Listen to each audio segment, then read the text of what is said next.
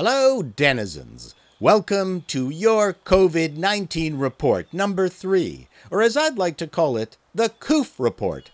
I first heard the reference to COOF on the Quartering YouTube channel, and I liked it. Sounded funnier, and we could all use a little more funnier.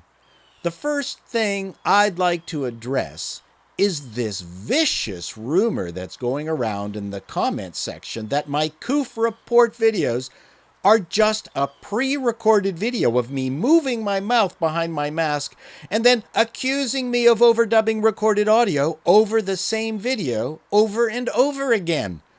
I'm totally insulted that you would make such an accusation. That it's just a lazy way for me to crank out videos. Do you think I would do that? I have integrity. Somewhere. I think anyone with discerning eyes could easily tell that it's a completely different video and that I have many copies of the same shirt. If you have questions, please take it up with my PR consultant, Kaylee McKinnon. I now understand why the United States has so many cases of COVID-19. If it were under control, like here in Canada, there'd be no financial incentive for the pharmaceutical companies to come up with a vaccine.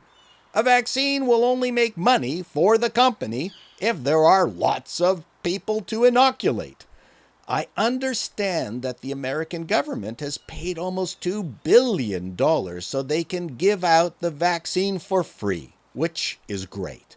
But if there were no more outbreaks, there'd be no need for a vaccine. This is why Canada is always falling behind the United States. If only we could get more people dying of COVID-19 up here, we could incentivize our pharmaceutical industry. Shame on Canada. And speaking of Canada, our Prime Minister, Justin Trudeau, has deflected attention from a rise in COVID cases by cleverly hiring the We organization to manage a multi-million-dollar youth fund without tender. Trudeau claimed to have never heard of the deal, even though his mother regularly works for them. And speaking of clever, your American president is now handling COVID press conferences without support from his clinical experts. What is clever is that the president has been wrong about the pandemic from the start. So when he says wrong things at the briefing, the reporters can't catch him out on anything. That is 4D chess strategy if there ever was one. One aspect I hope goes away with the end of this pandemic, because, come on, it's got to stop eventually, came about as a result of my recent visit to my local Apple store.